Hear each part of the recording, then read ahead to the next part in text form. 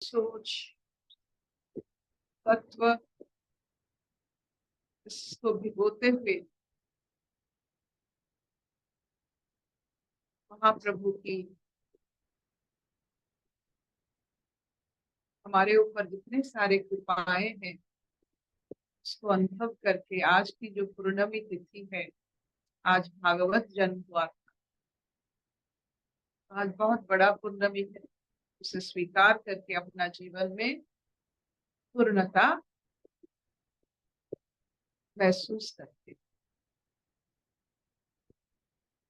चलिए वैशाली जी, अपने आप को पूर्ण करने के लिए और ज्ञान जो चाहिए आप दे दीजिए।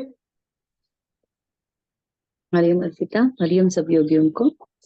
हम लोग गीता का 6वां अध्याय पढ़ रहे हैं। उसमें हम आज श्लोक नंबर 18 पढ़ेंगे, 18 नंबर श्लोक पढ़ेंगे।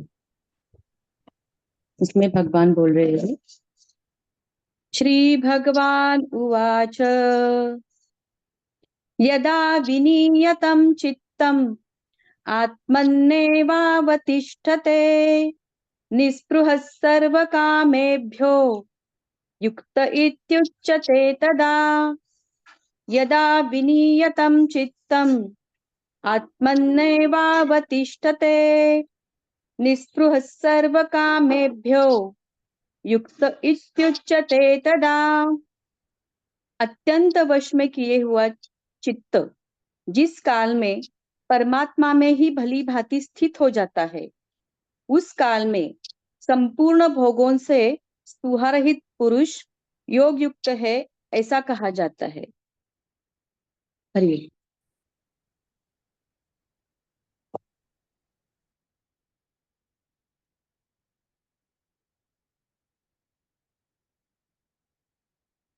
इससे व्याख्या करने से पहले एक कथा आपको सुनाते हैं। ये ऋषि शौनक मुनि की कथा है।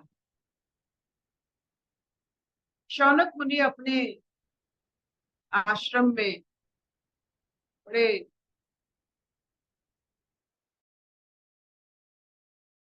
चिंता और अपने आचरण और अपने शिष्यों के माध्यम से उसे आसपास के इलाकों में शिष्यों को भेजते थे, और जो उनकी अनुभूति थी वो शिष्यों के जरिए आम इंसानों को सिखाते थे, बोलते थे। तो ये शिष्य जो हर दिन अपने गुरु की बात लेकर साधारण मनुष्य के पास जाते थे, तो जाते जाते उनके वो बहुत उनमें अहंकार आ गया कि हम, क्योंकि अहंकार कैसे आता है, जब आप किसी को किसी वस्तुओं के ऊपर, आप देखो ईश्वर के ऊपर आप विराजमान नहीं हो सकते हो। ये जो विराट चेतना है उस पर विराज होने की हमें इतनी शक्ति नहीं होती, लेकिन वस्तुओं के ऊपर विराजमान होना आ जाता है। जो जिन जिन व्यक्तियों ने, जिन जिन शिष्यों ने जाकर आम इंसानों, वो तो वस्तु एक है, तो उन पर उनके उनके मन पर विराज हो गए, अहंकार आ गया। वस्तुओं के ऊपर विराजने से, उससे अपने मानने से अहंकार आता है, इसमें कोई बड़ी बात। तो जब अहंकार आ गया, जब अहंकार आ जाता है वो कर्म से विच्युत हो जाते हैं, कर्म और अच्छा नहीं लगता अहंकार के माध्यम से। तो फिर वो बार बार ये करते हुए वो अपने गुरु को पूछे और बोले कि ये तो बार बार करते हैं, नए ज्ञान थोड़ा सिखाइए।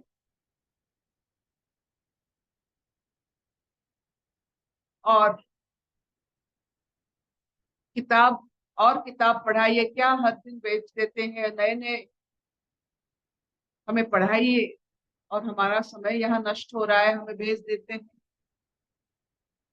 तो वो आश्चर्य हुए ऐसी रवैया से कि अपने शिष्य अपने महत्व या प्रचार प्रसार, माँ सरस्वती की प्रचार प्रसार से कैसे ज्ञान की गंगा बहता है वो वो नहीं जान पाते, ठीक है, कोई बात नहीं, वो किताबों को इतना मान्यता देते हैं, ठीक है। तो उन्होंने कहा कि मेरा एक दो प्रश्न तुम साझा कर दो। एक प्रश्न है, बिना किताब की पढ़ाई और किसी वस्तु से मोहित ना होकर प्यार, प्रेम, ये दोनों हो सकता है या नहीं हो सकता है? तो वो अपने शिष्यों को दो ग्रुप में बांट दिए। एक को एक्सपेरिमेंट दिया गया कि बिना किताब के पढ़ाई हो सकता है या नहीं, और शारीरिक संबंध के बिना प्यार हो सकता है, प्रेम हो सकता है, ये अलग ग्रुप हो गया। ये दो ग्रुप बन गए और उनको समय दिया गया। वो ऐसे बहुत विचार किया अपने संघ के साथ, साथियों के साथ, और आश्रम में जाकर अपने गुरु को स्वीकार किए कि ये हो ही नहीं सकता, बिना किताब के पढ़ाई और बिना शारीरिक संबंध प्रेम नहीं हो सकता। तो यहाँ गुरुदेव कहते हैं, ऋषि शौनक कहते हैं किताब इंसानों से बना है, इंसानों के लिए बना है। तो इंसानों से मिलोगे तो किताब पढ़ने की जरूरत क्या है?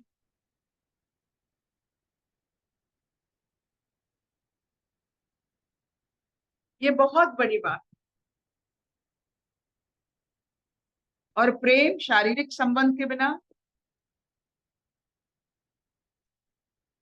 रचना और रचयिता को जो जानते हैं जब भी ये शिष्य सब निकलते हैं अपने आश्रम से, रचना को देखते हैं, रचयिता की अगर महसूस करते हैं, मनुष्य के साथ जीवन बिताते हैं, उनके साथ संबंध बनाते हैं, ईश्वर की बात कहते हैं, तो ये दोनों चीज हो जाती है। ये भिक्षा वृत्ति जो थी हमारे जीवन में कि हर एक शिष्य अपने भिक्षा के द्वारा समय काटेगा और अपना पेट भरेगा, ये इसीलिए हुआ था ताकि ये दो चीज समझ में आए कि बिना किताब का ज्ञान हो सकता है, बिना शारीरिक संबंध से भी प्रेम हो सकता है। आज जो पाठ है, ये पाठ का असली महत्व ये है कि आप जो भी करो, एकाग्रता करो, ये मानसिक स्थिति में अगर आपकी चेतना रचना और रचयिता पर नहीं होता है, और मनुष्य को, जिस मनुष्य से मिलते हो उनसे आप कुछ सीख नहीं लेते हो, तो आपका पूरा जीवन शून्य हो जाता। जब चेतना और ईश्वर एक हो जाते हैं जैसे हमारे मस्टर्ड सीड की जो, सरसों की जो बीज होते हैं, एक बार अगर हाथ से निकल जाते हैं, आप उसे फिर मिला नहीं सकते। वैसे अगर आपकी सोच रचना और रचयिता से परे हो जाते, इसके सिवा और कुछ आप सोचते तो आप अपने मन को एकाग्रत नहीं कर पाओ।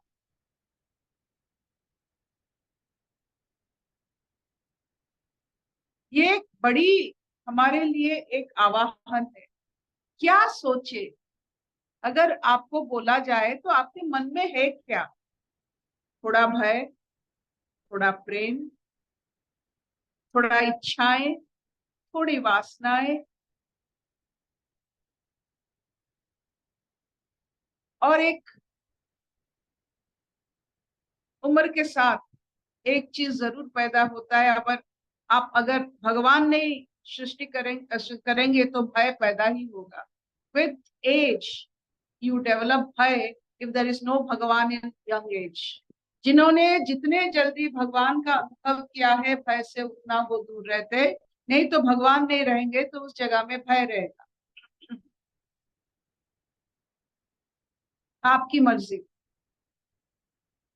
जितने जल्दी आप ये रचना और रचयिता की अनुभव कीजिए। और इतने सारे जो किताब इस संसार में है जो मनुष्य से सृष्टि हुआ है, मनुष्य के लिए, मनुष्य को अहमियत दीजिए, उनको ऑब्जर्व कीजिए, देखिए। आप देखोगे कि आप सब ज्ञान की भंडार बन जाओ। हमारे पास तीन चीज है, तीन नहीं, दो चीज। एक रचना जो मनुष्य उसकी है, और रचयिता जो ईश्वर। आपके मन अगर रचना और रचयितामय रहता है, मान लो आप कमल हो गए इस संसार में। क्या इतना चलेगा? अर्पिता। नहीं, हाँ हाँ चलेगा।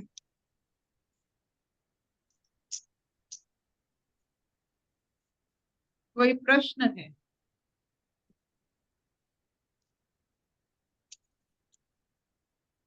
हरिओम दीदी, कुछ प्रश्न नहीं है, पर हमने ना पहले बाहर का इंफॉर्मेशन ही गैदर करते थे, वही इकट्ठा कर रहे थे।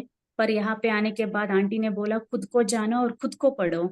यहाँ पे जब पढ़ने लगे ना, एक यंत्र कैसा काम करता है, मन कैसा काम करता है, तब इसके ऊपर थोड़ा नियंत्रण पा पाए हम। तो अभी अच्छा से समझ में आता है। Thank you aunty, thank you दीदी।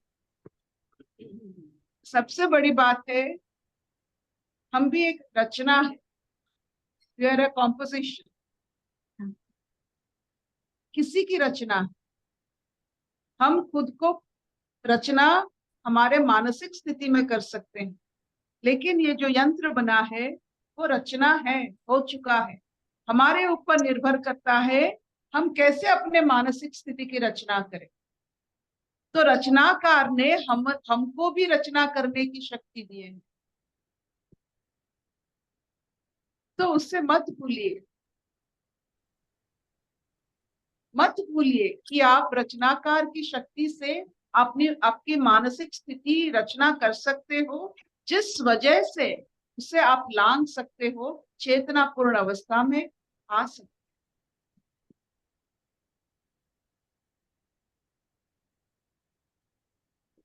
अशतो मा सद्गमय तमसो मा ज्योतिर्गमय मृत्युर्मा अमृतं गमय। सर्वे सुखिनः सन्तु, सर्वे सन्तु निरामया, सर्वे भद्राणि पश्यन्तु, मा कश्चित् दुःखभाग् भवेत्। ॐ शान्तिः शान्तिः शान्तिः।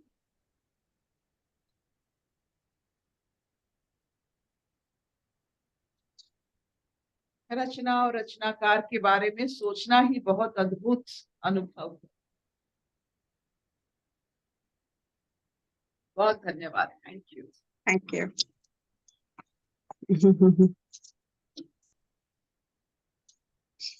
हरिओम प्रभा जी, हरिओम जी।